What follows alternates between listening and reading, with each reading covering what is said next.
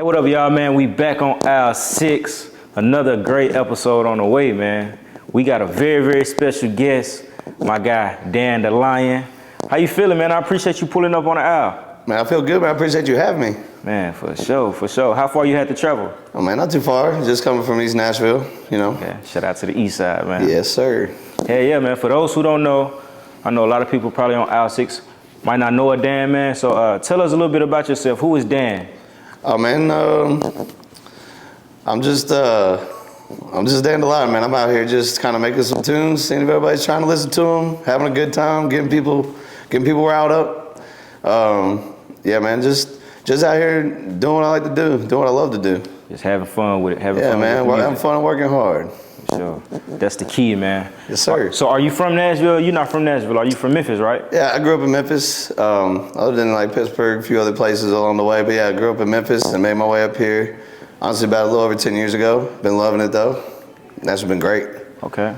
So you've been here over 10 years, 12 years to be exact. Yep, yes, sir. So you kind of seen the change a little bit, man. I've seen a good bit of it. I can only imagine, for Nashville natives, what all they've seen, because in my time here, I've seen a lot, and it's been exciting. It's been a wild ride so far. For sure, man. We're excited to have you in Nashville and on aisle 6. So man, even though it's been 10 years, welcome to Nashville, man. Hey, appreciate it, bro. Yes, sir. Appreciate it. So how was it coming up in Memphis, man? Man, I moved there. I was about 11, almost 12, and it was great, man.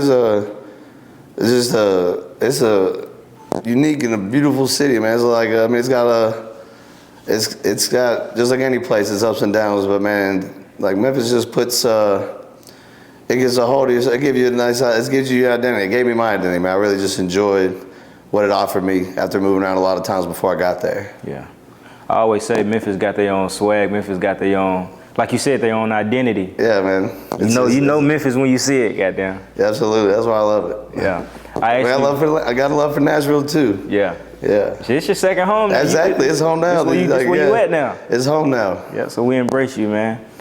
So what made you come to Nashville? You've been here 12 years to be exact. What made you come to Nashville? Was it to pursue music more or? A little bit. It was timing. I was just got out of school and I was kind of still staying in Memphis, and I had some family that moved this direction, so I'd come up and visit and head back. And I was up here each time I come up. There's just, like we mentioned, there's just so much. It kept growing. There's more stuff to do. So I'm like, I'm gonna pull back up for this. I'm gonna pull back up for that. To the point I was like, man, I'm gonna just stay here and I'll go back there for that. It's because the music also started to show some opportunities and met some great people on the way. Yeah. So it just kind of slowly happened like that. A couple trips up and back and forth from home to making this a second home. And that's a good way to do it, man. Instead of just jumping out the gate, moving somewhere, take trips and visit before you do make that move. That way you already know people. You already know the streets a little bit more and everything. Absolutely, caught a vibe. I mean, like I said, before I moved to Memphis, I lived in probably 5 different states and stuff.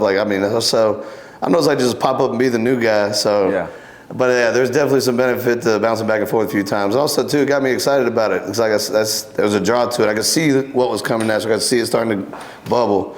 And I was like, man, I'm gonna go check it out. I've met some cool people. Let's go see what the wave's like up there. Yeah, I hear a lot of people been coming from Memphis here a lot lately.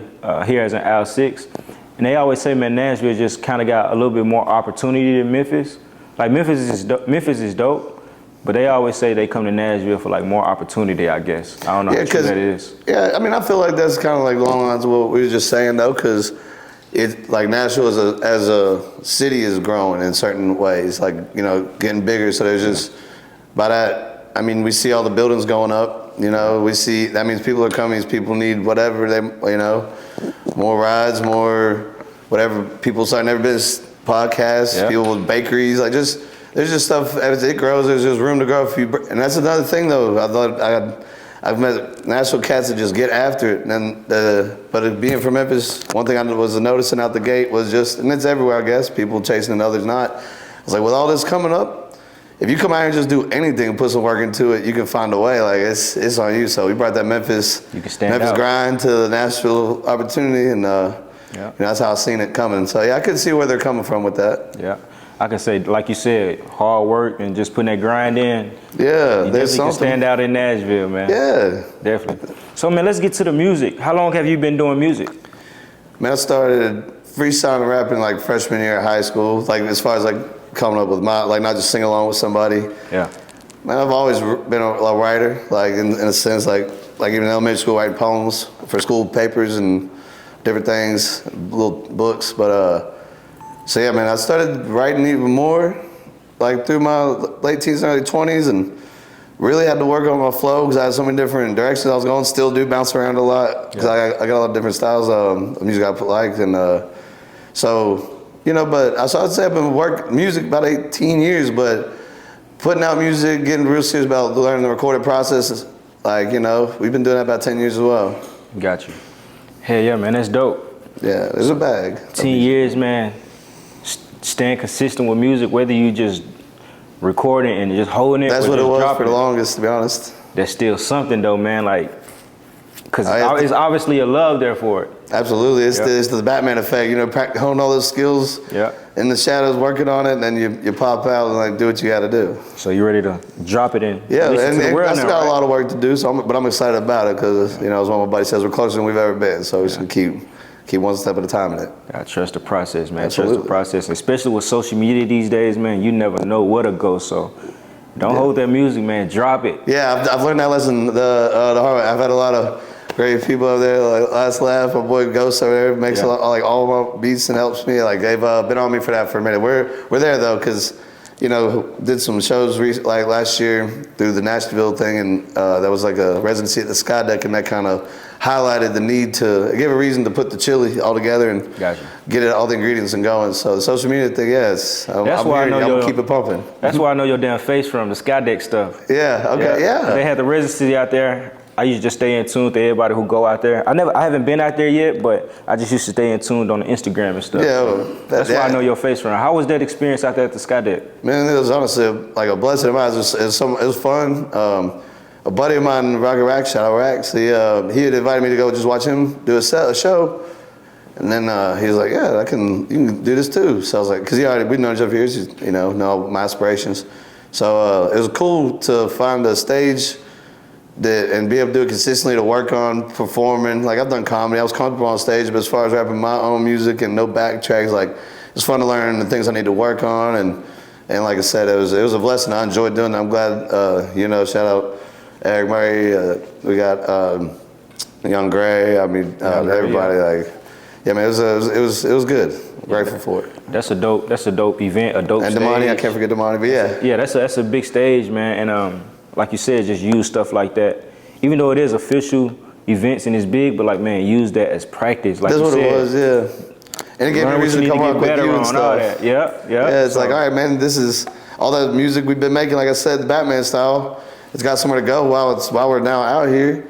Find more ways to stay out here so we can find another stage. So find 6-1 exclusive, like 615 exclusive. I appreciate it again. I might say that 10 more times. Hey, I'm gonna do it too. I really appreciate it, bro. It's a new platform, so shout out Last Laugh for the link too. How long have you been linking with Last Laugh? Shoot, I'm almost as long as I've been in Nashville, about 8 years, 9 years. Yeah, that's family right there, man. We have you know, Black and Yellow. We have time with it. So yeah, that's my bro right there. So yeah, about almost 10 years. And ironically, we met in Nashville, both being from Memphis. That's happened quite a few times. See, that's what I thought. I thought y'all was like childhood friends or something. Yeah, like it feels that way by now, but a lot of times, it's happened a few times in Nashville. I've developed a kinship with somebody that's happened, like met here on some regular shit. Oh, you're from Memphis too? So, oh, by the way, my boy Memphis tells me to tell you what's up. Memphis, tell him I said what up. Yeah, I'll tell him. Who was it again? I'm sorry. Memphis. He told me to tell you, Paul. Memphis. I probably got to see his face. Yeah, I'll show you. It's not Mr. Two Live, is it? I don't know. He called himself Memphis too. So yeah, they used to call me that when I came down too. Yeah. I've ran into 3 buddies as we met. That was I guess that was like kind of the association until they figured out if you're gonna stay in Nashville or not. Yeah, man. I heard you say you do comedy too. You did comedy. Yeah. How did you get into that? Because I like to say I'm a funny person and I think I could do comedy, but when you get on that stage, it's totally different, bro. It was. I was just always like always writing, like I said. So I was always writing jokes too, and it was honestly an effort to get on the stage and be more comfortable on stage for hip hop. So I was like, man, I took even a class, school last year in Nashville was cool. Just like you know, they just gave me some structure. Like you said, it's different. You get up there, Yeah. you'd be surprised. People are willing to laugh, and you know, it's a little bit of timing, like everything else. You know, so it was a real cool experience. Something I enjoyed doing. I still write jokes. Like I would still hop up and do a set. I mean, I might not kill it or nothing, but just if you know, if we just bounce around like it. But it was just fun, and it was to get comfortable on stage, honestly. Yeah, that's a dope perspective. I never looked at it like that, like to get comfortable on stage. Because if you can be up there while people laughing, maybe laughing at you, I feel like you can handle anything. They might boo you, they might do whatever. Right. So if you can deal with that, you can deal with anything. So Exactly. Well, honestly, I kind of figured, I was like, I never thought I would have had stage fright, you know. But then there's this one thing where they were doing, I never, you haven't won many raffles, but it was at this event. They raised your hand to come up to the stage, and there's one you like taste this drink. So I was like, just sticking my hand up, end up doing it. But I will get up there. I was probably 18. My legs started shaking a little bit. Mm-hmm. I mean, I did it. Everything was cool. I was like, that means we got some work to do if we're gonna do this music thing. Yeah. So we put in the work. For sure, man. I love to hear it. So I think you could do both. Oh, yeah. Especially like 2025, man, don't box yourself in. I'm not saying you are, but I'm saying like, I feel like you can just hit all different lanes, bro. Because especially with social media these days, man, there's people out here doing everything. Exactly. No, I'm with you on that. I agree with it. I tend to do a lot of different things. Once, you know, one thing at a time. I was like, all right, let's see if this could be an intro to that or vice versa. But either way, I'm trying to rock it all. Yeah, you never know what'll open the door, but Yeah. that's dope, man. Let's get back to the music, man. You just dropped the Lost Life and Soul video. Actually, the video's coming. The video's coming. I've been promoting it, but it was Life and Soul's on the new EP. The Don't Even Worry About It, I'm Good EP. Yeah, the video should be cool though. It's coming. Shot by Last Laugh. But yeah, the project Don't Even Worry About It, I'm Good EP was a mixture of some older songs and newer ones that have been really wanting to get out. And before we bring some high energy stuff, we're trying to catch the last bit of the winter, fall seasons, like get these heartfelt songs out there a little bit, and then, you know, hype everybody up. So I'm, you know, hoping people dig it. Yeah, and then hit them with something else right after that. Oh yeah, like this content and all that. So how would you describe the sound that's on the new project that's coming? The sound itself, like the music on it. I mean, everything's. There's some nice. I mean, there's some nice bass and like some beautiful strings in there where you can do some like if you were to think of certain songs from like I'm trying to say, I'd say like Real soulful type. yeah, while you hear like the Dolph song, like a Dolph song like that, like some of like even a guy like that's more just even his moments of being like just more introspective and vulnerable. So the music kind of matches that type of energy. Yeah, so something like that, like on the Dolph vibe when he's doing some of that while you hear type songs. For sure. Can't wait to hear it, man. I'm excited to hear it. Like I said, we locked in now. Yeah, there's one on there that's very, and I'll repeat it, Dolph, and then the next Juice too, because it's there's a song that's kind of like my singing over holding some notes, you know, not necessarily like a singer. That's why I was always said I'm a writer, I can't sing, but so I'll rap, and I was always, you know, rap's been a part of my life forever. So yeah. There's a little Juice WRLD vibe in my opinion. Most people might be like, "You wish, kid," but they'd be fair for that. Yeah. But yeah, that was my aim to it. That's the vibe I was on, bumping a lot of his shit when I made that one. It's a track on there called "Once in a Lifetime." So I like that one a lot. Shout out Juice WRLD and absolutely R.P. Dolph. Yeah, R.P. both of them. Yeah, It's crazy. It's crazy, right? It is. Yeah. And Dolph was from Memphis. Was you a big Dolph fan? Oh yeah, big Dolph fan. Still am. Bump him all the time. Like yeah, I rock. Make sure I rock his shirt in my damn my first video I shot. Yeah. Shout out Dolph, man. Absolutely. And Juice WRLD, was you a big Juice WRLD fan too? Yeah, man. Honestly, I knew a couple of big songs of his, and it was unfortunately by the time he passed, when the Legends Never Die project hits, I'm like realizing how most intelligent and cold this kid was, and how I was like, damn, couldn't have been a better time during them COVID eras. A lot of people going through it, and I was like, man, I relate to this kid. Was so smart for like being able to express some shit he could. So, and his voice, man, and he didn't even need auto-tune, but it was amazing when he even used it though, because it just. So yeah, man, I became a big fan pretty much. Unfortunately, shortly after he passed. I mean, I was already a fan of him. Yeah. I knew the song "Lucid Dreams." I was like, oh, it's a banger, it's cool. But after that, obviously, the Legends Never Die album, I went deeper and deeper into it. Any YouTube collaborations, or people had like half-released songs. Yeah, man. Yeah. And that's what's so important about interviews. The music is important too, but like interviews too. Because say when stuff like that happen, you got a whole world that might not even never heard of those artists. So I mean, you got interview clips of these people, and you should be like, damn, I was missing out. Like, or even if you did know them, you just go back and look at all their interviews, and you just see all the game that they dropped. And it's like people are listening more after they gone. It's crazy, right? It is, and you're right about that too. That's part of like, it's actually in another song on the project, The Life and Soul, when you mentioned, a part of the bars in there, I'm referring to a podcast like that, while I'm referencing certain periods of my life with listening to Paper Trails and Recession, is a recent, over the years, interview where Jeezy describes T.I.'s importance and influence by just swinging by the studio one time at certain periods of his career, and kind of highlighting like the options and what's like right in front of you right now, like, and on some Big Bro shit. So in the lyrics, I said Big Bro came to visit. That's what it's referring to. So I appreciate that. You're absolutely right. This is, some people might hear that song and maybe not know. There's tons of stuff out here. I'm like, I didn't know that's what this guy was talking about all these years. Yeah. So it's like, this is a great way for anyone that might catch it, to the song, like they'll be like, oh, that's what he was saying. Now, now they might like it a little more than they initially did. Yeah. There's nothing wrong with that. And once people buy into you as well, it's like they're like anything you do, damn near. So when you get on these cameras and show people like your personality, like the way you think, they be like, oh man, I like Juice WRLD too. I like it, goddamn it. We like the same damn thing. Like I rock with dude, you know. So it's crazy. It's crazy, but it is. I'm learning the importance of it. Like, and that's why I'm all about, participating in it. So that can happen more often. For sure, man.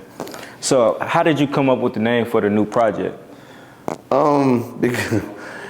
Because they were initially we wanted to put them out as singles back a few months ago, and just got this, it just didn't go that way. It's all good, always on God's time anyway. But like, that was the 4 songs were picked. We knew that's what we wanted to do, to group them. And then, on the spot, when I thought about the reason those songs are there and put together, and some of the stuff, a lot of the content in the lyrics of it all, and the energy behind it, that's why I was like, it's kind of lengthy. Yeah. People probably think that's a little ridiculous. I was like, only the top dogs kind of do those wild things. But I was like, this was supposed to be singles, like I said. So like, man, it's like, don't even worry about it. I'm good. Like don't even worry about it now. Like, I'm good. Like, not even trying to be petty about it, but just like realistic. It's like, come on now, you knew this. The once in a lifetime that era. You now, not that anything major's happening, but don't even worry about it. I'm good. Like, anybody's like, now they're like, oh, I was gonna help you with that. No, don't even worry about it. I'm good. I asked you like 10 times. Like, yeah, exactly. Like, you wasn't worried about it then.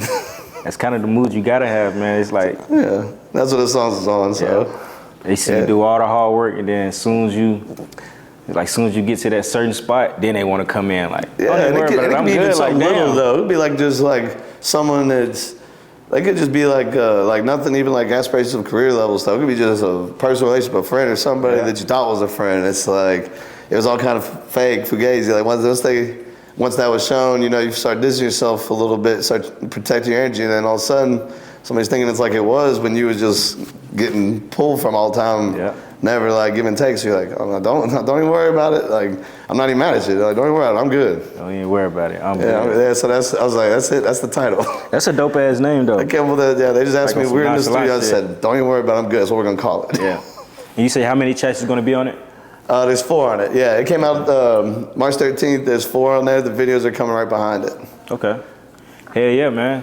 So, what made you only pick 4 songs? Just short and simple, straight to the point? Yeah, because, honestly, it's my first EP. I've only done singles at this point. And like I said, these were going to be. And I didn't want to go any farther because, like I said, some of these are, I've had for just a little minute. I've been holding on to it. Yeah. So I was like, let's get them going, like we were mentioning earlier. So they're in that same mindset or vibe of, that don't even worry about them, good energy. So yeah, that's why I picked just those 4, because there's a lot coming behind, some singles that are like recent, is like made in the last month or so, that I'm excited, high energy. So I was like, man, I can't wait till the fall time again to get this vibe, the emotion of the songs to fit what's like the world. That might be a little thinking too much into it. But I think that, I mean, it matters. Like sometimes some stuff hits different that time of year. So I just want to get it out so we can get into the up stuff. Like the one I'm gonna perform today, I was just coming behind it. Yeah, man, that's not a bad idea because these days the attention spans is so short. So 4 tracks is actually kind of really perfect. Yeah. Usually projects be like what, 4 to 7, 4 to 6 songs. Yeah, and I mean, I'd like to do, you know, I intend to do an album and some other things too, like, but like to, you know, I tend to make an album that would make sense to listen to, and they're all full start to finish type stuff. But like, with 4 of them like this, that weren't necessarily made to be put together, it just seemed perfect. Like, all right, these will all go together, it makes sense. Correct. Hell yeah, man. So we in Nashville. I asked everybody to come through here this question, and if you don't know, it's fine. Like, who's some Nashville artists like you kind of been tapped into? Do you know a few Nashville artists that you maybe want to put on display? Yeah. I mean, and I'd say this because he's been at it a long time. My boy G Slab. G Slab. He's a Nashville artist that I think has been doing a lot of time, and see him do a lot of things in the community. I actually met my producer Ghost over at Young Buck's studio because one of my other buddies, Memphis, had me over there. And then another, like I mentioned Rock Racks earlier, but I got another artist, man, and buddy of mine. He's real. He's cold, man. He says his name. He goes by Tayway. Tayway. Yeah. I'm sure you'll be seeing him sooner than later, like up here or something, you know. He from Nashville too? He's from Ripley originally, but yeah, he's been in Nashville for a long time. It sounds like. So yeah, man. That's like, you know, I've met some other cats along the way for sure, but that's some cats that you know. And those some dope names. Definitely spent a lot of time with them.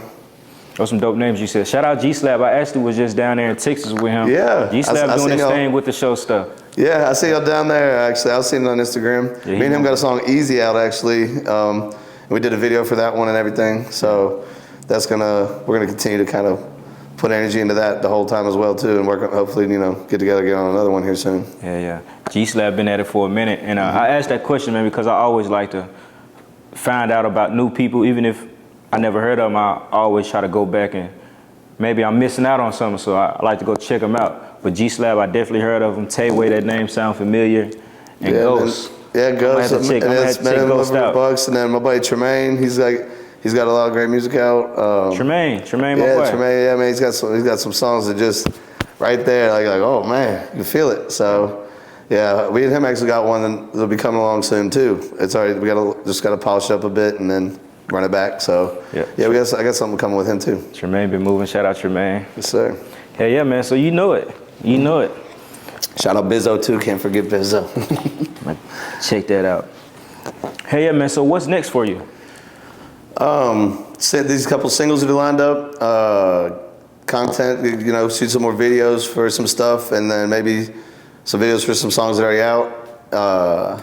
And I'm excited, you know, to do, we got about 3 or 4 singles already lined up. And then my Instagram handle is The Kitchen Chronicles. Everybody that's around me a lot knows we'll get in the kitchen with cigar box, guitars, or drum pads, and start having fun and jamming and freestyling for whatever's on the Bluetooth. So, we intend to do some projects like that where I'm just, you know, rapping over other people's beats, like probably just putting them out on YouTube or something to just show us, have fun doing the Kitchen Chronicles styles. And that'll kind of just, you know, like Lil Wayne, like the droughts type shit. Like, just to get the hype up. Yeah, just have some fun too, because that's really what we're doing anyway. So my friends always called it the Kitchen Chronicles. Yeah. And my initials are DA, so I was like the Kitchen Chronicles. So that'll be fun though. That's gonna be up next too. Just putting some fun stuff together like that. That's a dope ass name, and it's plenty of ways you can go about content for that too. Mm-hmm. That's plenty of ways you can go about content. I'm pretty sure he go get you right on that part.